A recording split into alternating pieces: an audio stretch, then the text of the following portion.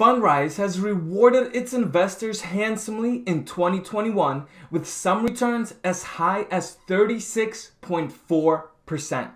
However, since the start of 2022, the stock and crypto markets have been a complete bloodbath. Nasdaq is down 11%, some tech companies are down as much as 42%, and Bitcoin is down over 36%. The housing market and in turn Fundrise have also seen a pullback, but due to illiquid nature of these investments, it hasn't been nearly as scary as the other asset types. Fundrise portfolio is down just 0.1% in 2022. But the question remains, will the housing market and in turn Fundrise see a bigger pullback or even a crash in the near future? Coming up.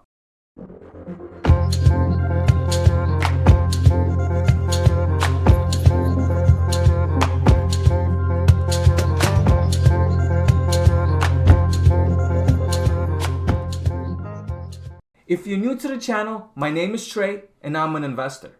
If you enjoy my content, please take a second to like and subscribe to the channel. Also, check out my entire Fundrise playlist linked in the description below. It has everything you need to know before, during, and after investing with Fundrise. Okay, let's get into it. The first thing I want to show you is my e-read heavy Fundrise account. Here are the 2022 year-to-date returns. As you can see, I have $89 in dividend returns, which, as you know, are returns from things like rental income and interest payments to Fundrise from land developers. Now, I've also lost about $116 in appreciation returns, which are losses due to decrease in actual value of the project inside the Fundrise portfolio. To see more details, we will go to performance, scroll down, and here we can see the actual funds that contribute to our returns. As you can see, most projects are actually positive in 2022, except for the Interval Fund. The Interval Fund was one of the newest funds offered by Fundrise in 2021 and was one of the best performing with 39.4% return. It is also one of the more risky funds that Fundrise offers. So it is only natural to experience a small pullback within that fund during the heavy volatility period that we're experiencing throughout all investment vehicles. Now, some people are convinced that we will see a housing market crash very soon, and yet others say that no such thing is happening. There are many so-called gurus that claim that they can predict what will happen in the market. But I believe the market will do whatever it wants, and we cannot predict the future. Because there are only two outcomes. The market will crash or the market won't crash.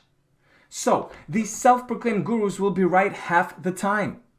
It doesn't mean they know something that we don't, but instead they just flipped a coin and got lucky. Do not fall for their paid classes and webinars that claim to be able to predict which way the market is heading. So I will not try to convince you that one outcome will happen over the other. Instead, I will present evidence of why I think the housing crash is not happening for at least the next 2 years, and you guys can make up your own minds if these reasons make sense. Here are the strongest reasons against a housing market crash. The first one is strict landing standards. Trillions of dollars and millions of homes were lost when the housing market collapsed last time in 2008. A crash attributed in no small part to easy credit extended to people who couldn't really afford it. That included low or no down payment mortgages that could mask just how high and fast monthly payments could and would rise. However, credit standards are much higher now. Most of the time, you would need to put down at least 20% of the purchasing price of a home. Simply ensuring as much as possible that someone can actually afford a mortgage before giving them keys to the house will help slow down any deflationary pressure of the housing market. The second reason is rising interest rates. Now, there are two parts to this. The first part is that some people say that rising interest rates will contribute to a housing market and Fundrise crash. However, remember that one of the ways that Fundrise makes money is by collecting interest for lending this money to the land developers.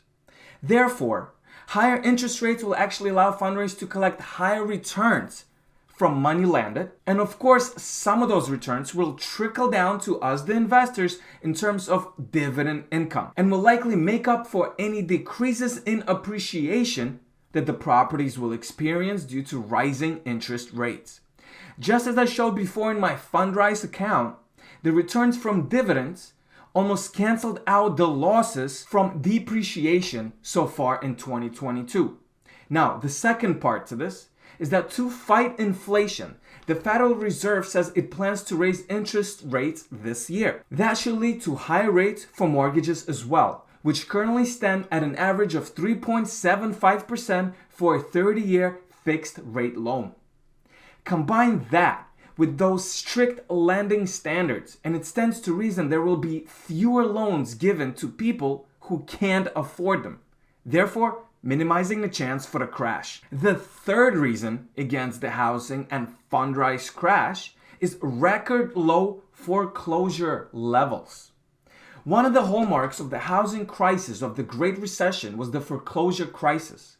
More than 6 million homes were lost by people who couldn't pay their mortgages, pouring more inventory into the market where the demand was also being hammered by joblessness. We're seeing nothing like that now. After quickly recovering from the wrenching economic collapse of the pandemic in the first few months of 2021, the year came to a close with foreclosures at an all-time low and a delinquency rate near its record low mark as well. The fourth reason is the continued demand for single and multi-family homes. Inventory of unsold existing homes was at an all-time low of 910,000 as of the beginning of 2022. And that represents enough for about 1.8 months of inventory at the current pace. And it is the lowest since 1999. Home builders have already made strides in 2022 to increase the supply, but reversing the gap, like the ones we're seeing recently, will take years to correct. Meanwhile, the home rental industry, both single and multi-family, is booming. And it stands to reason that any softening in home prices will be met by the demand from these renters who now find themselves able to buy a home. That all points to years of demand to keep the housing market from crashing. The fifth reason is a strong job market. The current job market seems to be able to sustain millions of Americans who want to buy their first or next home. Unemployment is low. Job availability is high. Wages are rising as companies compete for people to take their jobs. The labor shortage is wide and remarkably deep. People who want good gigs are more able now to get them than ever before. Combined with realistic lending standards and predicted softening of rising house prices, that points to strengthening the overall ability for Americans to pay for the homes they mortgage. And the sixth and final reason against the housing market crash is the increased lumber and house building material prices will ultimately drive the prices of the houses higher in the short term, until the supply chain issues are resolved. In order to make a profit or even just break even, the builders would have to sell their newly built homes at a higher price than they usually would.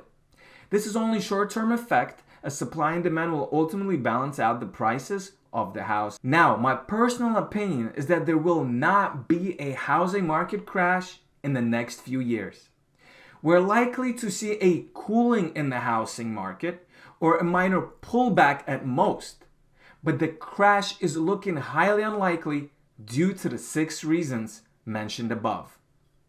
That leads me to predict that we will not see returns from Fundrise in 2022 like we've seen in 2021. I believe there will be a more standard Fundrise return between 8 to 12% in 2022, and the days of 36% return are over.